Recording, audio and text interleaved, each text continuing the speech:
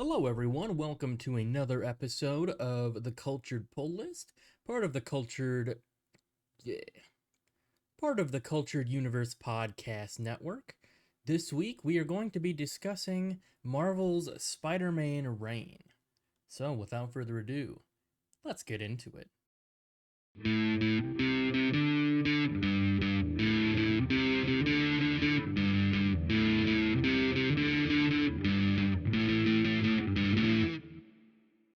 Hello, everyone. Welcome to the Cultured Pull List, where every week we talk about a graphic novel, comic miniseries, or story arc. If you're new here, welcome. I'm your host, Mike. I am generally joined by a co host, but if you've been watching lately, my regular co host, Luke, has been unable to be on the show for personal reasons. So I've had a couple guest hosts here and there, but I've also been doing this by myself. So I'm once again here alone. But yeah, this week we are going to be talking about the controversial but I think mostly positively received Spider-Man Reign by Kaare Andrews. It's a dystopian type future story with Spider-Man, and the reason I'm covering this now is because just this past week, a sequel, the first issue of a new sequel series, Spider-Man Reign 2, came out. Same writer, same artist. And yeah, I had heard of Spider-Man Reign, but I had never actually read it until, this story and what prompted me to read it was the sequel coming out. So, yeah, it's definitely kind of a mixed bag. But we'll talk about that later first. Of course, if you've seen other episodes, you know that we generally do a story summary and then talk about and review the book itself and all that stuff. So, if you want to skip the summary or you just want to see this summary, anything, like that, there are chapters in the description. So you'll see down here if you're watching on YouTube, and if not, I'll still have chapters in the audio version in the description. So yeah, if you want to skip around, feel free, of course. Also, before we get into the book, a few like little odds and ends here that are good to know. So this does take place 30 years in Spider-Man's future. It's not really, I don't think it's really said explicitly in the book itself, but it is 30 years in the future, and it's apparently set on Earth 70237. So, yeah, that's interesting. I mean, there's so many freaking universes, but yeah, and this was released around the time it was released. It was compared to The Dark Knight Returns, which you will see some elements of that in here. It does seem to take inspiration from that story. Kind of like the new Avengers Twilight series that came out earlier this year. It seems like a lot. Like I think a lot of like the dystopian comic series are compared to the Dark Knight Returns because that was the first, at least the first, like really popular like future alternate universe take on a popular superhero.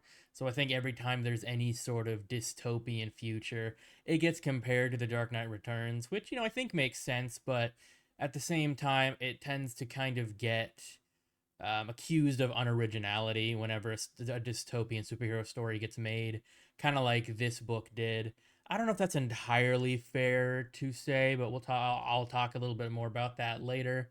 But yeah, let's get into the summary for Spider-Man Reign. Spider-Man Reign was written by Kaare Andrews, with art by Kaare Andrews with Jose Villarrubia. The letterer was Chris Eliopoulos, and this four-issue miniseries was originally released between December 2006 and March 2007. In the distant future, the city of New York is under authoritarian control by Mayor Waters and his violent special police force called Reign. Superheroes are outlawed, and the city is safer than it has ever been, but personal freedoms have been squashed.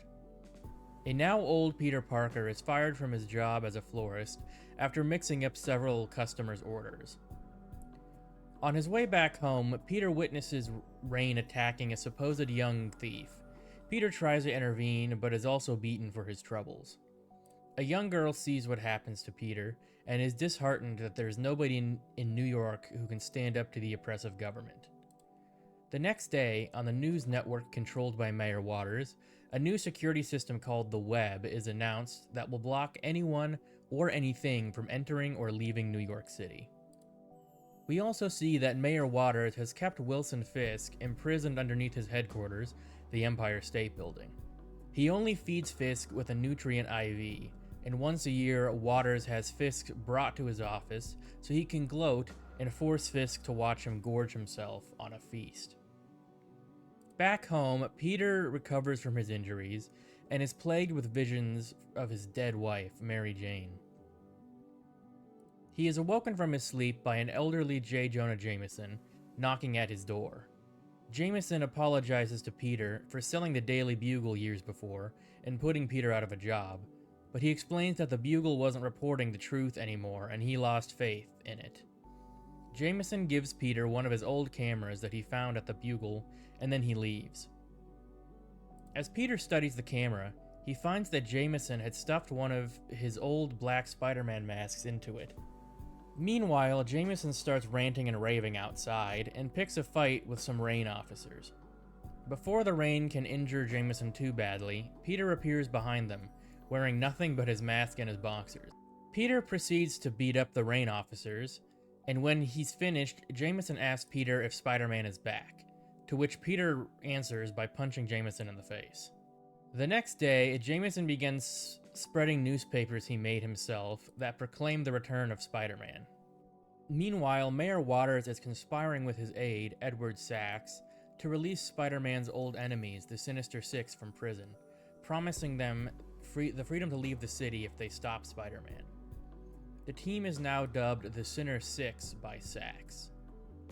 We then return to the girl who saw Peter get beaten by the Rain. She herself is accosted by the Rain for being in possession of one of Jameson's papers, but she is soon found by one of Jameson's child followers and brought to his hideout, an old church with a large bell hanging above the pulpit. At his apartment across town, Peter begins packing his things, realizing it's no longer safe to stay in New York. He is frustrated that the non-existent Mary Jane is not packing, and nothing he says seems to convince her to move away from the window. Due to Jameson and his followers hacking the broadcast of every electronic signal announcing Spider-Man's return and his address, a throng of excited people and the Rain gather at Peter's apartment building. One of these people is Spider-Man's old enemy, Hypno Hustler, who was quickly gunned down by Rain officers after he tries to use his powers of hypnosis on them. As Peter watches the mass of people beneath his window, the Rain fires a rocket at Peter's apartment, destroying it. However, Peter survives, donning his black Spider-Man costume and retaliating against the Rain with his classic Spider-Man quips. The whole city is witness to the fight being broadcast on the news, some staring on in horror and some impressed by Peter's actions. Spider-Man's victory is unfortunately short-lived, as the Sinner Six arrive and kill one of Jameson's followers, before attacking and brutally beating Peter. Kraven unmasks him, and everyone sees that Spider-Man is just a broken old man. But before Kraven can land the killing blow, Spider-Man is seemingly saved by Dr. Octopus and carried to safety. Mayor Waters uses the return of Spider-Man to justify launching his web project early, and within moments, New York City is cut off from the rest of the world. When Peter regains consciousness, he discovers that Dr. Octopus is actually dead, and his tentacles were simply following Doc Ock's last instructions to bring Peter to the gravesite of his loved ones, including Mary Jane. The arms dig up Mary Jane's body, and Peter has a brief flashback to the day Mary Jane died. She was sick in the hospital from cancer, and Peter left her to go fight crime. When he was gone, she passed, and in Peter's eyes, Spider-Man died that day too. Peter wrestles with his own guilt, as he believes his radioactive body was what gave Mary Jane cancer. However, his hallucinated Mary Jane absolves him of guilt, and encourages Peter to don the mantle of Spider-Man once more. Meanwhile, a captured J. Jonah Jameson is brought before Mayor Waters. Jameson is able to get his hands on a knife and stabs Waters in the neck, in an attempt to unveil a dark secret, but is surprised to see blood. Waters survives the attack, and Jameson realizes his suspicions were misplaced, as Waters aids Sax reveals his true identity as Venom, and eats everyone in the room but Jameson and Waters. Waters reveals that he knew Sax's secret all along, as Venom sends pieces of himself to absorb all of the inhabitants of the city. As the city is attacked by extensions of Venom, the nameless street girl we met earlier is chased by one of them to Jameson's old church hideout. As the symbiote begins taking over all of the children hiding inside the church, the girl uses the church bell to drive the symbiote away. Back at the graveyard, Peter buries himself with Mary Jane, only to emerge in his iconic red and blue costume that he hid inside Mary Jane's casket. As Spider-Man makes his way to the Empire State Building to confront Waters, the unnamed girl and Jameson's child followers cart the big church bell into the city, using its sonic vibrations to keep Venom at bay. Knowing what is going on, Venom and Waters order the Rain, now led by Sandman, to stop the kids from ringing the bell. As the Rain begin following their orders, the unnamed girl gets in their way, revealing that she is Sandman's long-lost daughter. Though Sandman tries to stop the Rain officers, and the girl uses her innate ability to turn into concrete, the Rain still shoot and kill Sandman's daughter. The children no longer ringing the bell, and as his daughter dies in his arms, Sandman watches on as the Venom symbiote consumes the Rain officers. At the Empire State Building, Spider-Man makes his way up the building a la Bruce Lee, facing and defeating members of the Sinister Six on each floor. At the top of the tower, Spider-Man comes face to face with Venom, who reveals that his primary motivation for his sinister plot was to get revenge on Peter for abandoning him all those years ago. Venom and Spider-Man fight, and Venom begins gaining the upper hand. As he is nearly overcome by Venom's power, Peter has one more imaginary conversation with Mary Jane, where she tells him she loves him and to go get him, Tiger. This gives Peter the strength to break free from Venom's grasp and climb up the Empire State Building to destroy the web. Unfortunately, Venom beats him there and attacks him, nearly defeating Spider-Man once again. But, just in the nick of time, Sandman appears, explaining to Peter that Waters and Sax put a tiny bomb in each of the Sinister Six heads in case they disobeyed, and he hands Peter the detonator. Peter uses the detonator to blow up the bombs inside the Sinister Six, who have been absorbed by Venom. The explosion kills Venom and destroys the web system. With the city no longer under the control of oppressive leadership, J. Jonah Jameson goes back to reporting the news. While the city is now free from oppression, crime has skyrocketed. As the story comes to an end, Peter visits the grave of his beloved wife, telling her that one day he will see her again. Until then, he says, I have responsibilities. Okay, so that was Spider-Man Reign.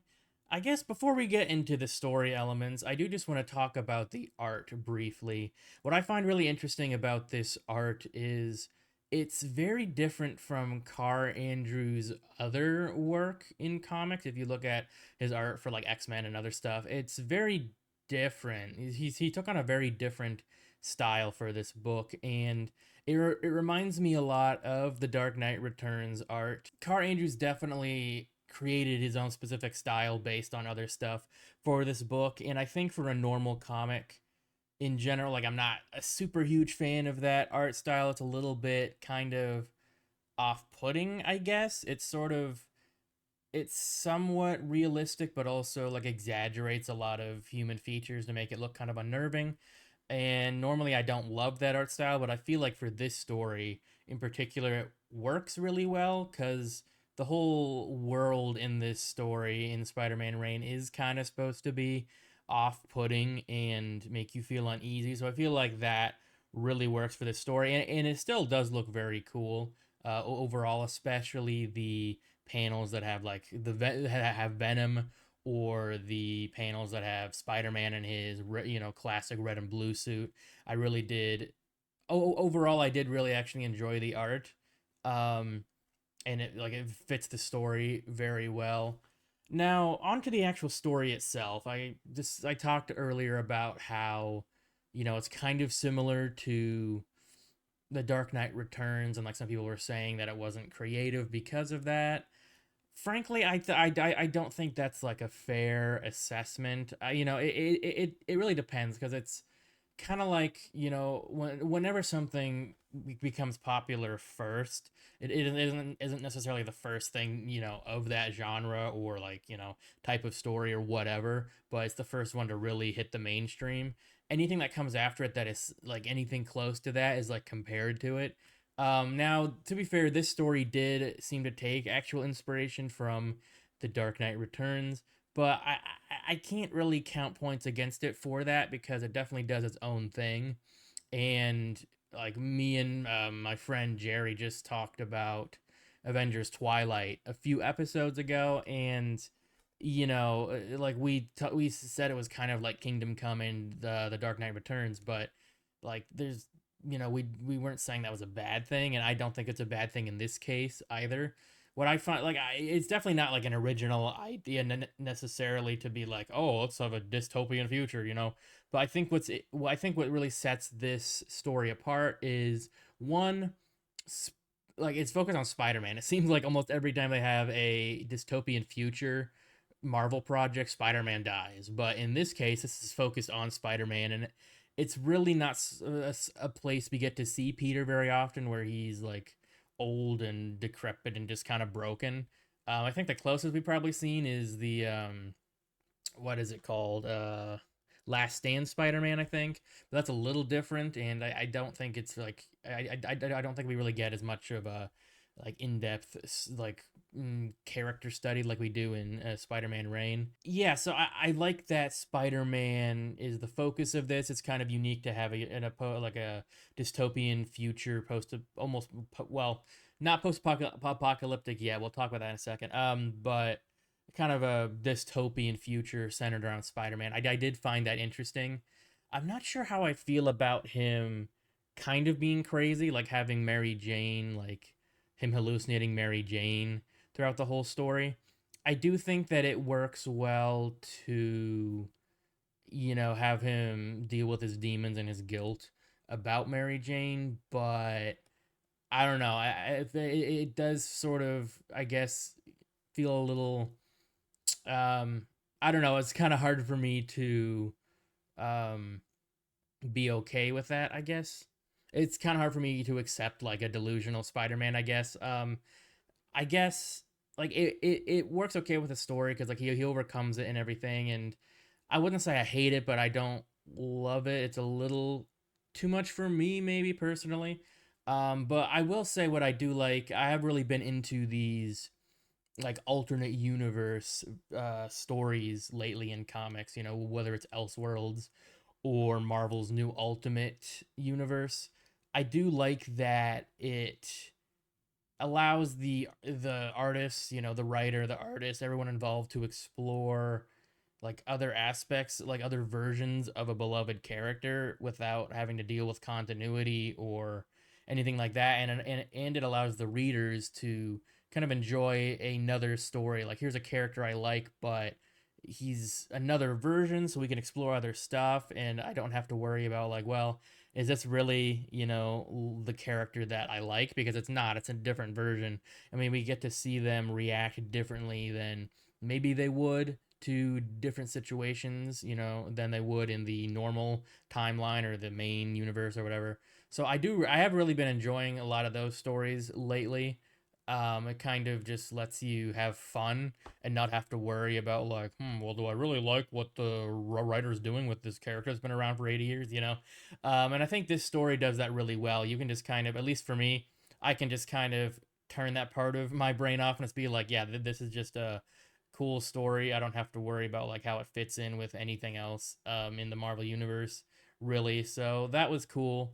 Um, I will say there are a lot of things in this that I feel like weren't explained super well. The inclusion of Sandman's daughter was interesting. Like she definitely served a purpose to kind of rally the troops and get people worked up and fighting against the Venom symbiote takeover. Which, speaking of Venom, I think he was a really cool inclusion in this story.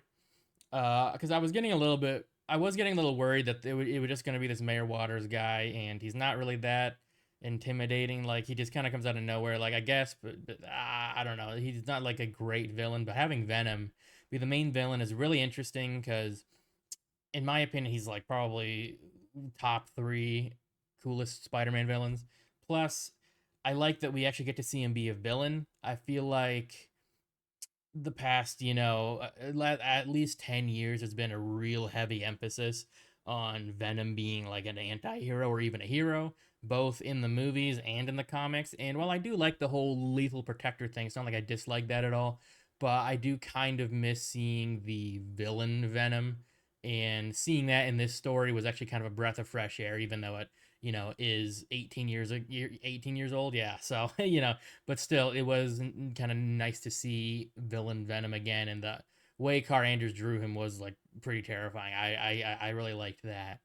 Uh, yeah, I mean, but kind of going back to the plot holes a little bit. I feel like Venom or not Sandman's daughter. They never like said her name. They never really gave her any development. She had a few parts where she, okay, I shouldn't say development, but there wasn't really much like backstory for her. She just kind of showed up. She had a few like monologue moments, but they never said her name. And then she just sort of just like, oh, I'm Sandman's daughter, and then she dies. I didn't like love that. It wasn't like a huge deal for me, but I would have liked, if you're gonna have a character be that important, I kind of would have liked to see her expanded upon a little more, I guess. Um, I think another thing with this book is there are a few motivations that aren't super clear. I did like the idea that Venom like never forgave Spider-Man for abandoning him. All those years ago when he first had the symbiote suit, but I think the whole thing with Doctor Octopus's arms, like Doctor Octopus's dying wish to his arms, was to like save Peter and bring him to the like graveyard. Maybe I'm just dense, but it didn't really make a whole lot of sense to me. Like it seemed like towards his dying moments, Doc Ock came to think of Spider-Man as a brother, I guess, but I felt like that wasn't really explained super well, or really it was just kind of like thrown out there. I think, yeah, so here's a controversial thing that apparently when this first came out, a lot of negative reviews were talking about. So I didn't really talk about it much in the summary, but in the book, when Peter is, grappling with guilt over feeling like his radioactive body killed Mary Jane, in the actual comic itself, it is suggested that Mary Jane gets cancer because of um, Spider-Man, because they had relations and Spider-Man's radioactive bodily fluids affected her on a cellular level and gave her cancer. So a lot of negative reviews were like kind of getting up in arms about that, either thinking it was just a weird reason, but like some people were saying it was inappropriate for a superhero comic book. Which, have you ever read Watchmen? Watchmen came out way before this. Dark Knight, like it's a lot of the criticisms for that part feel kind of like just pearl clutching. Like, oh, that's so inappropriate. Like it's hardly the weirdest, most inappropriate thing that comics have done. And this came out in 2006. Like okay. Like have you not been reading comics like at all besides, I don't know, freaking Archie, before this book came out? Like I don't think it's that inappropriate. It's definitely more mature, but this whole book is kind of mature. I would not let a little kid read this. At the same time, like I'm not sure I would totally defend that. I feel like it's definitely like a darker turn, and I feel like it makes sense from a certain point of view. So I don't really have a problem with it, and I feel like it matches the world. It didn't feel like it came out of left field. Like the whole book was all like, "Yay, sunshine and rainbows," and then, "Oh yeah, Mary Jane got cancer because she had sex with Peter." Like I feel like it fit. I mean, for God's sake, he was holding her corpse when he was going through this. So I feel like a lot of the criticisms are kind of silly or disingenuous. I can kind of get why people didn't maybe like this book because it is really dark, but it also has a kind of a spirit of revolution and hope in it that kind of counterbalances that. And in the end, like I feel like if you like bleak future stuff, you will like this. If you can handle beloved characters like Spider-Man being in alternate universe type situations without being like, well, this isn't like the perfect version of my character, then you will like this. But yeah, I can see why people didn't, I guess. But I think overall I liked this book. I wouldn't say I loved it. It kept my interest. I enjoyed a lot of parts of it, but I didn't love it per se. But I do feel like the world itself has a lot of room to explore. Another thing I forgot to mention that I felt was unique was that it focused primarily on Spider-Man. Like, all the other heroes were outlawed, but no other heroes show up. In almost every other comic, dystopian future I can think of, other heroes show up, like in Dark Knight Returns. Superman shows up. I think Green Arrow does too. In Avengers Twilight, we have a bunch of heroes, obviously. So I feel like just focusing primarily on Spider-Man and not really having any other Marvel heroes or characters really in it was an interesting choice, and I feel like sets it apart from other similar comic stories. But yeah, that's pretty much all I had to say about this book. I liked it, didn't love it. I can kind of see why it's controversial, but I don't feel like it's that. I guess I can kind of see why it was controversial back then, but nowadays I feel like there's been so many more mature comics that anybody who is surprised by this story now or shocked, I don't know what you've been reading, but and definitely not a majority of adult comics that are out there. But yeah, so I did want to talk briefly about the new sequel, the first issue that just came out. There will be spoilers for this, so if you don't want any spoilers, I would suggest skipping this part. But this, I'm honestly really glad that Kaare Andrews decided to do a sequel. I feel like the story was begging for one. The way it ended really set things in motion where it honestly just kind of felt like the beginning. And by the time the story ended, I was like, oh, well, I feel like the story's just starting. So I'm glad that he did a sequel to this. I'm glad that it's coming out now. I feel like this is kind of, I don't know if I say the perfect time, but the last few years, I think, would be a lot more forgiving to this kind of story than, when the original first came out. But, what's really interesting about this story is it seems like Kingpin's going to be the major villain, which I will say I'm getting a little Kingpinned out, which I love the character a lot, but Kingpin's like the main villain in the Ultimate Spider-Man universe. He's currently like the main villain in the Daredevil run by Saladin Ahmed, and now he's going to be the main villain in Spider-Man Reign 2. So I don't know, but at the same time, I feel like the last book did really set that in motion because if you watch the summary or listen to the summary, Mayor Waters had Wilson Fisk, Kingpin, imprisoned underneath the Empire State Building for like 10 years and wouldn't feed him and stuff. So the way this story opens up really feels like a direct sequel. It really works. Like it starts with Fisk escaping after Peter blows up the Empire State Building and he kills Mayor Waters, who had been trapped in the rubble. And then he kind of like climbs out and becomes the new oppressive ruler of New York City. And he like does a lot of crazy, like he kind of looks like the Harkonnen guy from Dune. I forget his name, but like the main, he has a lot of technological upgrades, obviously, and he's like bigger and more monstrous than ever.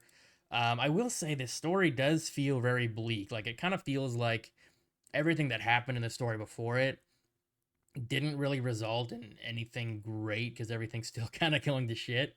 Which, on the one hand, it kind of makes me think, what's the point? On the other hand, I feel like it's kind of a bold and mature decision to do that, as opposed because I feel like I don't know. Too often, the things in comics and stories will end with such a happy ending, which is nice. but in reality that doesn't always happen. So having a story that's like, oh yeah, no, things are still really shitty. The first chapter didn't just resolve everything. I do kind of appreciate that, and I guess it really hinges on where this story goes, going forward. And honestly, there's a lot of stuff that's really left up in the air. We really don't know yet because I think it's been several years. I don't remember if they say exactly how many, but obviously Kingpin's kind of in charge of New York now. Peter somehow was captured. It seems like Kingpin and put into this weird like VR prison where he's living out his life with Mary Jane in some fantasy. And he is then rescued by the new Black Cat. And it turns out that the web is now it has been activated again somehow by Kingpin. And Peter's like surprised because he destroyed it. And yeah, it's not really clear, but it's sort of like thrusting Spider-Man into a new like world because like last he remembers, I think like he kind of saved the day and was Spider-Man again, and he doesn't seem to have any memories of what's happened between the end of the last book and now when he was imprisoned in like that virtual reality uh cell or whatever. And a lot of people seem to blame him for what's happened to New York City.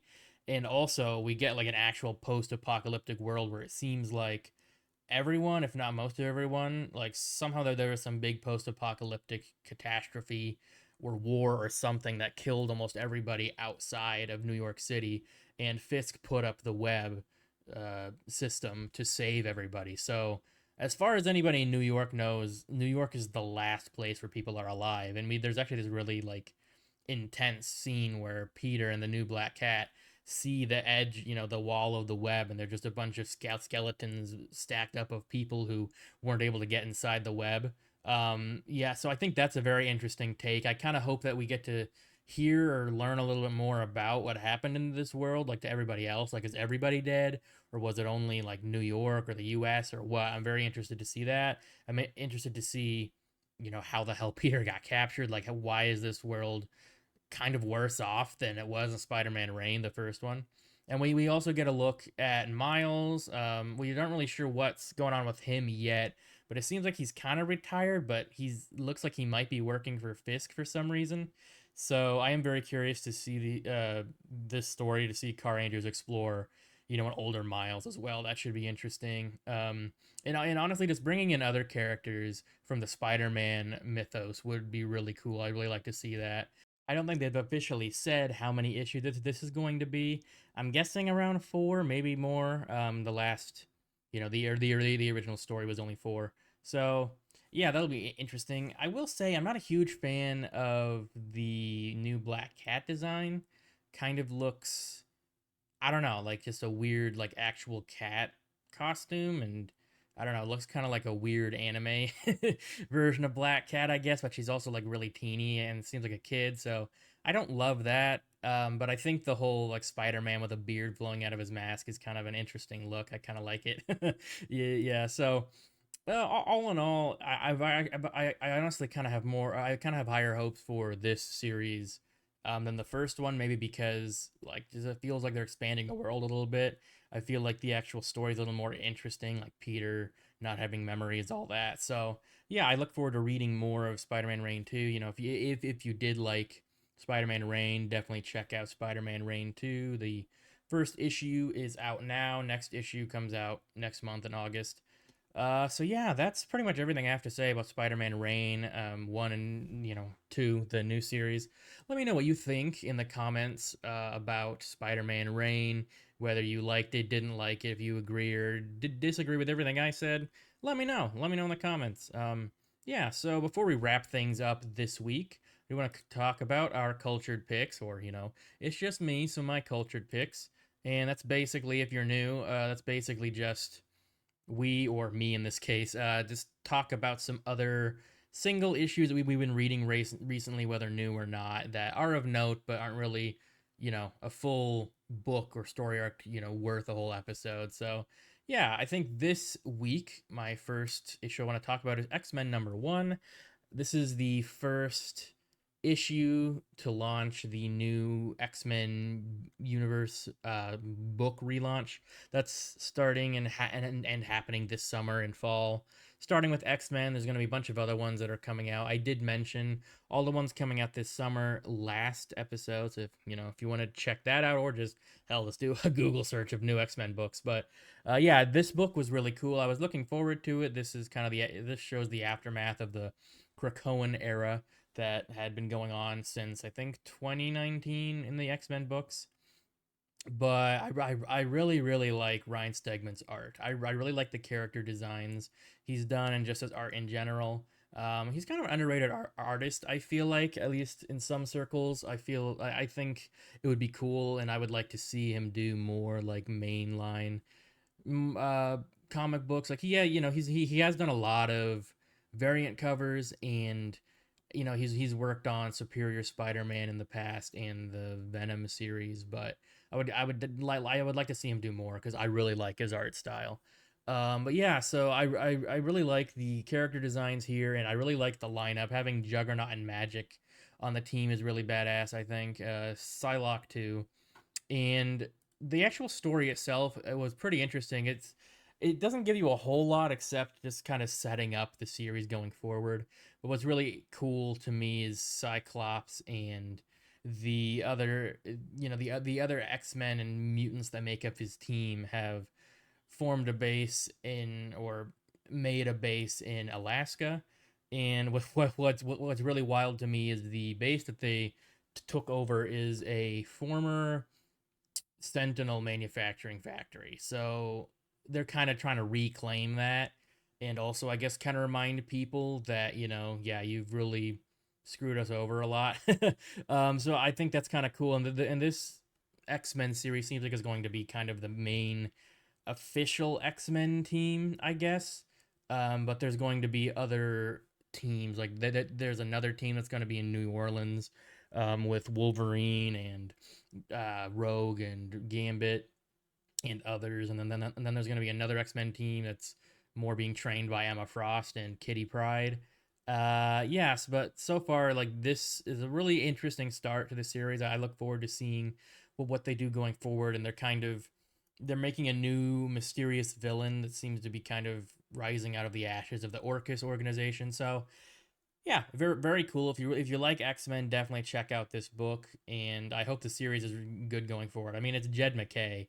He's been writing a lot of bangers lately, Moon Knight and Avengers and Blood Hunt. So definitely check this out, or don't. It's up to you, obviously. My last book I'm going to talk about is Batman number 150. Now this is advertised. If you're watching the video, you can see on the cover it's advertised as Absolute Power tie-in, but honestly, most of the story takes place and is centered around this lower level criminal who is trying to decide he's figured out Batman's identity by robbing one of Bruce Wayne's houses. It's not 100% clear, but he's trying to decide whether he's going to sell this information or keep it to himself.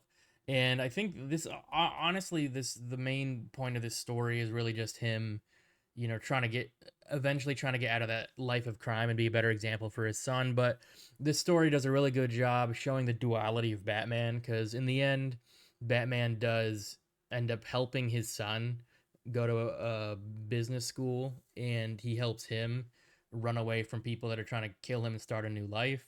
So it shows that, like, kind, helpful hero side of Batman, but then it also goes into detail about how, like, scared criminals are of Batman, and really shows, like, the scary side of him too. So I really like that this book delved into both aspects of Batman in a really good way. And at the very end, there is the last section of the book does delve into the whole Absolute Power tie-in, but I honestly feel like the main body of the main story was kind of more interesting. But yeah, that's just me, maybe, but very cool. I did really like this. Honestly, this whole Chip Zdarsky run has been great. If you have not been reading this, you're definitely missing out. Zdarsky's an awesome writer, and this Batman run has been really, really, really good. So yeah, I've been enjoying it thoroughly. But that is I say our because I'm so used to it. No, that is the episode for this week. I hope you enjoyed it. I haven't been saying this enough lately, but I have started uploading all the audio version of this podcast to Spotify, Apple Podcasts, everywhere you get your podcasts. So if you prefer to listen to podcasts, there is an audio version of this, so definitely check that out. Link in the description. If you like this episode, be sure to hit like and comment, share this, and oh, of course, subscribe to the channel. And be sure to follow us and leave a 5-star review if you're listening to the audio version on whatever podcast platform you are using. And if you would like to help support us so we can bring you more great content, check out patreon.com/theculturednerd and look for the Cultured Pull List specific tier. Thanks to all the current Patreon supporters of The Cultured Nerd: Wesley H., Mitch S., Connor Y., Anna M., Oscar B., Craig L., and Salib K.